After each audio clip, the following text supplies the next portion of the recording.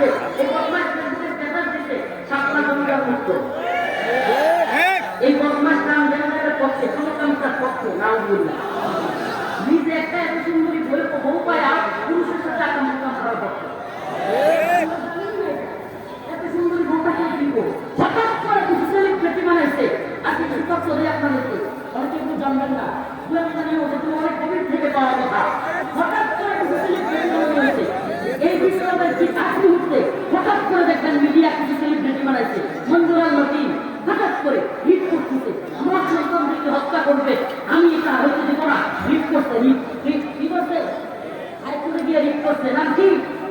একদিকে মঞ্জুরাল লতিফ হঠাৎ করে সেলিব্রিটি, সব মিডিয়া গেলে হেরে দেখায়। বুঝছেন? পর তারে দিয়ে আমেরিকার এজেন্ডা আছে, ইন্ডিয়ান কোন এজেন্ডা আছে? ইসলাম বিরোধী প্রোপাগান্ডা যখন দেখবে কি আগুন তো চলেই যাবে, আমাদের কুতুবরা সাধারণ ঘোষণা ছিল, তাহলে এক চলে গেলে আরেকটা ব্যাকআপ লাগবে না? প্ল্যান এ থাকলে প্ল্যান বি, প্ল্যান বি কি কিছু এমন প্রোডাক্ট তৈরি করো যে প্রোডাক্টগুলো হাসিনার বিরুদ্ধে কথা বলবে, বুঝতে পারেন? কথা বলবে, ইসলাম বিদ্বেষ লালন করবে, ইসলাম বিদ্বেষীদেরকে উপদেশ করে নেবে। এরা মনে করছে আমরা মনে হয় বাংলা শুনতে পারছি, এরা মনে করছে আমরা মনে হয় বাইশে আসছি এই দেশে। দেশটা আপনাদের বাপ দ্বারা শুধু একার না, আমরা হাসিনাকে সহ্য করি নাই।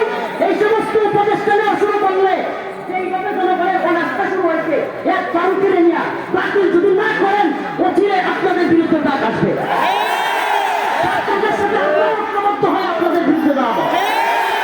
ইনশাআল্লাহ এই দেশে কোনো ইসলাম বিদ্বেষী তৎপরতা চলতে দেওয়া হবে। কোন ধরনের মুস্তাফা সরোয়ার ফারুকী, এই পশ্চিমবঙ্গগুলো আওয়ামী লীগের হাসিনার দালাল, এই ব্যবসায়ী নামের দালালদেরকে উপদেষ্টা বানানো এটা আমরা বরদাস্ত করবো না। একেবারে সুস্পষ্ট কথা, আপনাদেরকে বলছেন ভুল ধরাই দিতে, আমরা ভুল ধরাইছি। যদি আপনারা না শুনেন তাইলে মনে করিয়েন না আমরা চুপ থাকবো, আমরা চুপ থাকার লোক নই। আপনারা কারাগারে নিয়েছে, রিমান্ডে নিয়েছে, আপনারা নিলেন পুরাই খেয়াল করে খাই না। এগুলো পড়া করে আমরা চলি না। আমাদেরকে অবশ্যই এনেছে ইসলামের বিরুদ্ধে অবস্থান নিবেন না, ইসলাম বিরোধী কোনো মুক্ত ক্ষমতায় আনবেন না, এই কথা আমাদেরকে দিতে হবে। না দিলে আপনাদের বিরুদ্ধে আমরা দাঁড়াবো।